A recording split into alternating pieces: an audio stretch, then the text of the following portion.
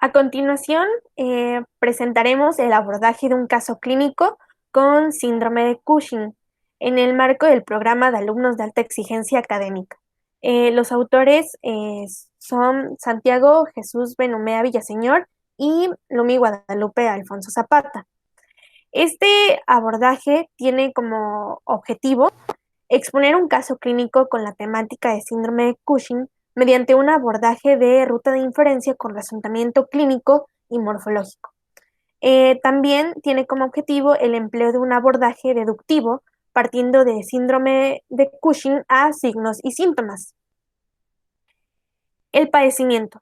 El síndrome de Cushing es una constelación de signos y síntomas clínicos que son resultados de la exposición crónica a un exceso de cortisol que puede ser tanto exógeno como endógeno. El síndrome de Cushing exógeno es causado principalmente por la administración de glucocorticoides, mientras que el de tipo endógeno está subdividido en dos tipos, dependiente de la hormona adrenocorticotropa, ACTH, o independiente de ACTH. Entonces, dentro de nuestro caso clínico, comenzamos por padecimiento actual, el cual se redactó el diciembre de 2019. Mujer de 27 años con diagnóstico este año de hipercortisolismo, se presenta a la consulta de medicina interna de un hospital de tercer nivel por agudización del cuadro clínico, con disnea de moderados esfuerzos, descontrol hipertensivo con unas cifras de tensión arterial de 180-120, taquicardia de 103 latidos por minuto y saturación de oxígeno disminuida, la cual fue de 82%, por lo cual es referida al servicio de urgencias para su valoración. Dentro de los antecedentes encontramos que refiere que en el 2015, hace 5 años, acudió a valoración médica particular por un cuadro clínico caracterizado por edema simétrico en miembros pélvicos, cefalea holocraniana y acúfenos, y fue diagnosticada con hipertensión arterial. Inició manejo con losartán y furosemida, sin especificar posología. Días después, tras no mejorar, se le diagnostica artritis reumatoide y se le da tratamiento con prednisona de 5 miligramos por 2 semanas. A partir de aquí, no hay ningún seguimiento de la paciente hasta 2019. En febrero de 2019 se agrega la sintomatología de la paciente: hirsutismo, oligomenorrea, plétora facial, acné, debilidad muscular de predominio proximal, obesidad central e insomnio. Permaneció sin búsqueda de atención médica, hasta que en octubre de 2019 inició con lumbalgia y debilidad muscular que le imposibilitaba la deambulación normal, motivo por el cual acudió a valoración en medio externo, donde se realizó una radiografía de columna lumbosacra que documentó fracturas de cuerpos vertebrales en T11, L1 y L3, razón por la cual se refirió a valoración con endocrinología. El síndrome y se le realizaron las siguientes pruebas de laboratorio, en los cuales encontramos los siguientes resultados. Se realizó cortisol en la orina de 24 horas con un resultado de 646 microgramos en 24 horas, cortisol basal de 42.2, ACTH de 96.4, cortisol con prueba de supresión de dexametasona con un resultado de 30.9. Y con estos resultados fue referida a un hospital de tercer nivel. Dentro de la exploración física, la cual fue elaborada en la sala de urgencias de este hospital de tercer nivel en diciembre de 2019, se presenta paciente femenino con facies de semiluna, hirsutismo, abdomen globoso a expensas de panícula adiposo, con presencia de estrellas violáceas longitudinales y dermatosis bilateral diseminada simétrica en miembros pélvicos, tronco y miembros torácicos, caracterizada por lesiones anulares con borde activo. Dichos hallazgos se correlacionan con los ya mencionados en los antecedentes de febrero 2019.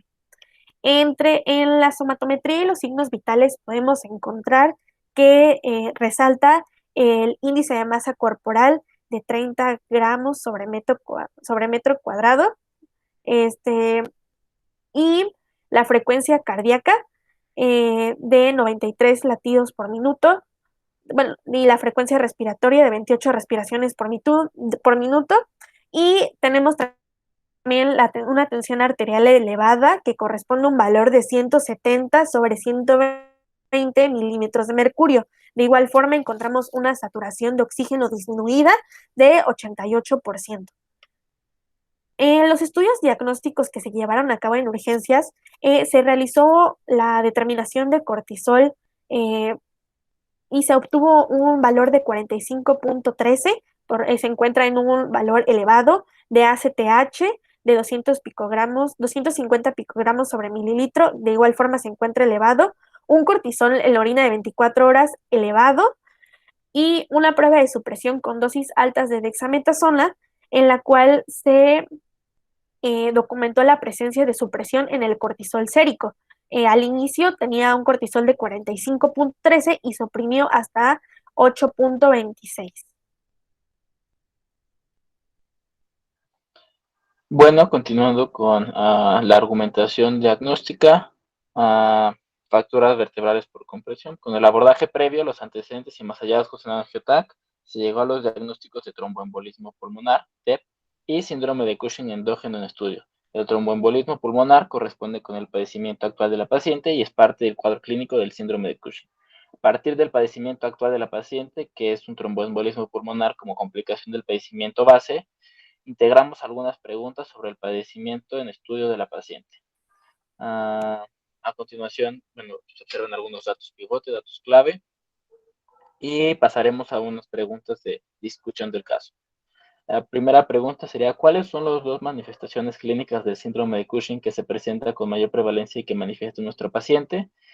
La respuesta a esto sería la obesidad central o la redistribución central de la grasa. Es la manifestación clínica más común del síndrome de Cushing, con una prevalencia de hasta el 90%. La hipertensión arterial sistémica está presente hasta en el 85% de los casos. La segunda pregunta sería, según los estudios de laboratorio de la paciente, ¿cómo se encuentra el eje de regulación del cortisol? Y bueno, este es un eje alterado debido a que se encuentran niveles elevados de ACTH y de cortisol, los cuales pues no corresponden con la regulación de un eje normal, debido a que grandes cantidades de cortisol deberían suprimir la liberación de ACTH y bueno, lo cual no sucede en este caso. La tercera pregunta sería, ¿cuál es la explicación fisiopatológica de la aparición de las estrellas purpúreas en nuestra paciente? Y la respuesta a esto sería que el exceso de glucocorticoides ejerce un efecto catabólico sobre las proteínas tisulares y genera un descenso. Dentro de estas proteínas tisulares encontramos las fibras de colágeno del tejido cutáneo, que ocasiona su fácil desgarra, provocando subsecuentemente la aparición de estas estrías. La cuarta pregunta sería, según los datos del laboratorio de la paciente, ¿qué tipo de síndrome de Cushing presenta? Y bueno, de acuerdo a la determinación de ACTH, que es un estudio importante, la prueba de supresión de esa dexametasona, se trata de un hipercortisolismo de origen endógeno y dependiente de ACTH, y corresponde a enfermedad de Cushing. Y bueno, aquí hablamos un poco de los valores de ACTH. Los valores de ACTH menores a 5 picogramos sobre mililitro corresponde a un hipercortisolismo no dependiente de ACTH. Si estos valores son mayores a 15, corresponden a un hipercortisolismo dependiente de ACTH. Y por último, si estos valores se encuentran entre 5 y 15, eso nos refleja una prueba indeterminada y correspondería a realizar una prueba con CRH, que es la hormona liberadora de hormonas de adrenocorticotropa. La pregunta número 5 sería, ¿qué mecanismo fisiopatológico provoca el hirsutismo y virilización de nuestra paciente? Y la respuesta sería el aumento en la producción de andrógenos por parte de la glándula suprarrenal, que es secundario al síndrome de Cushing, al hipercortisolismo del síndrome de Cushing. Y aquí podemos observar la bibliografía empleada. Y continuaríamos con el abordaje clínico del hipercortisolismo.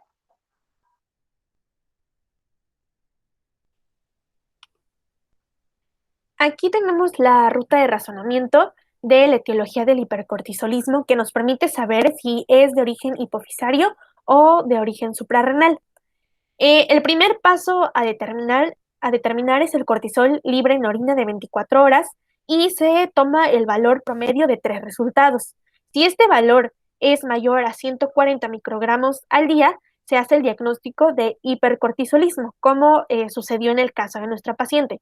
Posteriormente debemos de saber si este es de origen endógeno y exógeno. En este caso, se descartó el origen exógeno debido a que los glucocorticoides no se utilizaron de manera crónica. Una vez que determinamos que es un hipercortisolismo de origen endógeno, debemos de realizar la determinación de ACTH para determinar si es dependiente o independiente de esta misma. Si la ACTH es mayor a 20 picogramos sobre mililitro, como en este caso, se hace el diagnóstico de dependiente de ACTH. Posteriormente se realiza una prueba de supresión con dosis altas de dexametasona y si disminuye mayor al 50% del cortisol, orienta el diagnóstico. En este caso fue así, por lo cual se prosigue a realizar una imagen por resonancia magnética de la pituitaria, encontrando un adenoma menor a 6 milímetros. Em, el abordaje de nuestra paciente se quedó hasta aquí, pero según la bibliografía consultada, es necesario realizar un IPSS, el cual corresponde a un muestreo del seno petroso, y si este se determina que es de localización central, se hace el diagnóstico de enfermedad de Cushing. Y estas son pues las fuentes que empleamos para establecer este abordaje diagnóstico. Bueno, ahora continuaríamos con un abordaje clínico, siguiendo las fracturas por compresión. Y bueno, podemos entender que las fracturas por compresión son principalmente causadas por la osteoporosis. Hay algunos factores de riesgo intrínsecos de la osteoporosis, como lo son tener una edad mayor a 50 años, inmovilidad, tabaquismo, consumo de alcohol, tratamiento previo con glucocorticoides y sexo femenino e índice de masa corporal bajo.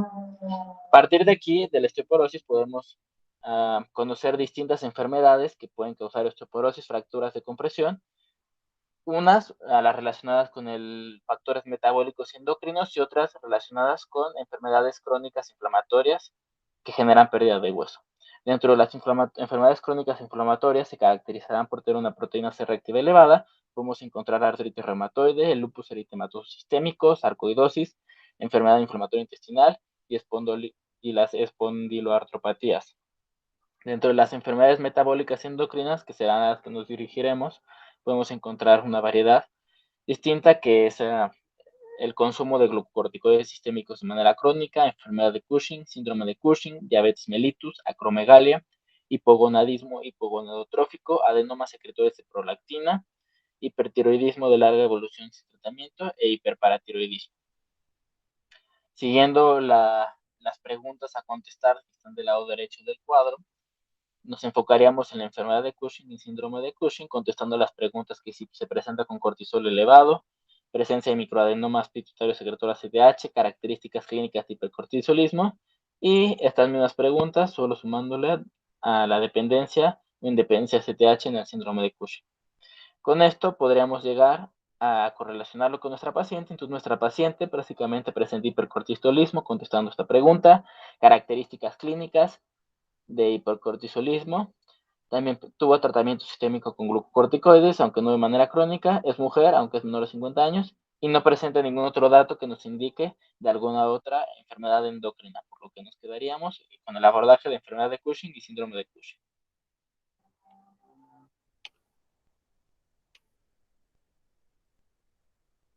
Posteriormente, proseguimos con la ruta de abordaje morfológico, comenzando por la hipófisis. La hipófisis se divide embriológicamente en el lóbulo posterior y el lóbulo anterior. La proliferación caudal desde el neuroectodermo del diencéfalo me da origen al lóbulo posterior, mientras que la bolsa de arranque, la cual es una invaginación primitiva del ectodermo anterior de la cavidad oral, que se da entre la cuarta y la quinta semana de gestación, me va a dar origen al lóbulo anterior. Dentro de la anatomía tenemos que se encuentra situada en la silla turca ósea y se encuentra recubierta por un diafragma de la silla dural a través del cual el tallo se conecta con la eminencia mediana del hipotálamo. Se encuentra constituida por un lóbulo intermedio vestigial, por el lóbulo posterior, el lóbulo anterior, el cual también es conocido como adenohipófisis, y su inervación es por medio de las fibras postgangliolares del sistema nervioso autónomo. Dentro de la irrigación tenemos las arterias hipofisarias, que son ramas de la carótida interna. Estas van a formar una red capilar con la eminencia media y se dividen en superiores e inferiores. Las superiores van a irrigar la porción tuberal, la eminencia media y el tallo infundibular, mientras que las inferiores irrigan la porción nerviosa. Por otra parte, tenemos los vasos portihipofisarios, que son cortos y largos, los cuales me van a formar la circulación portal hipofisaria, la cual es el mayor aporte, la cual proporciona el mayor aporte sanguíneo y permite una regulación sensible de las células hipofisarias. Finalmente, tenemos a la histología de la hipófisis. Eh, Respecto al lóbulo anterior, se encuentran 5 tipos de células secretoras de hormonas. Las células somatotrofas, que son las idófilas y su producto es la hormona del crecimiento. Las células lactótrofas, las cuales son las idófilas y su producto es la prolactina. Las corticotropas, basófilas, y los productos son péptidos tipo PUMC, incluida la ACTH. Las gonadotrofas, que son basófilas y su producto es la hormona folículo estimulante y la hormona luteinizante. Y finalmente las tirotropas, las cuales de igual forma son basófilas y su producto es la hormona estimulante de tiroides. Dentro del lóbulo posterior, tenemos que es un sitio de almacenamiento para las neurosecreciones de las neuronas de los núcleos supraópticos y paraventricular del hipotálamo. Y dentro del lóbulo posterior encontraremos los cuerpos de Hering, los cuales son dilataciones de las porciones distales de los axones. Aquí se encuentran vesículas de neurosecreción cuyo contenido son oxitocina y ADH, hormona antidiurética.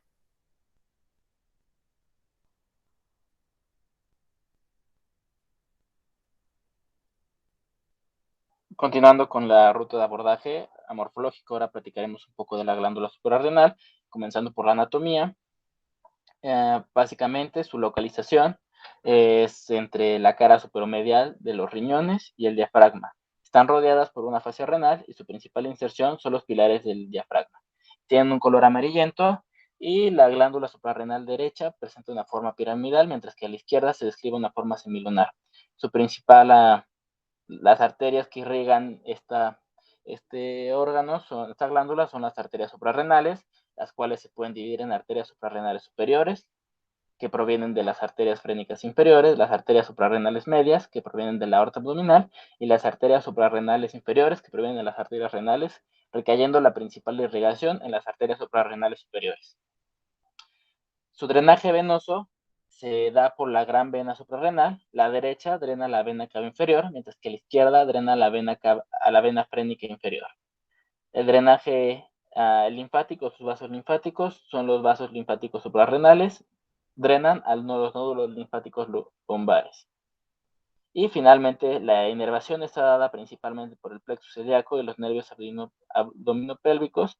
También existen fibras simpáticas presinápticas mielínicas provenientes del cuerno lateral de los segmentos T10 a L1. Continuando con la histología y un poco de embriología, podemos dividir histológicamente a la glándula suprarrenal en una corteza suprarrenal que a su vez se divide en 3 zonas y a la médula suprarrenal.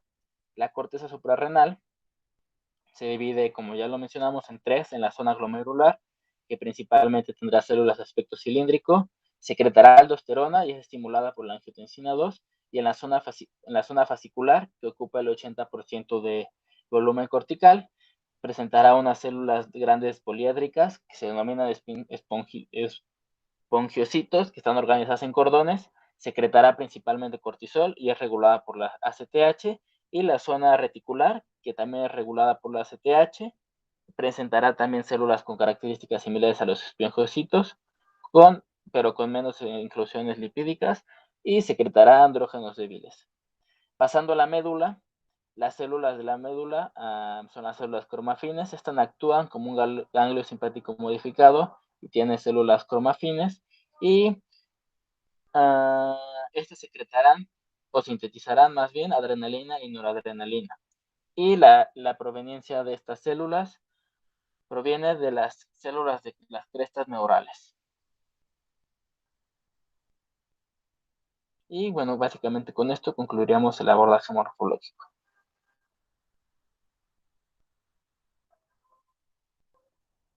Y para finalizar, hablaremos con las consideraciones éticas. Se contó con el consentimiento informado de la paciente. Agradecemos a los médicos residentes del Instituto Nacional de Nutrición Salvador Subirá por su ayuda en el caso clínico. No contamos con ningún tipo de financiamiento, ni presentaciones previas, ni ningún tipo de conflicto de interés. Gracias.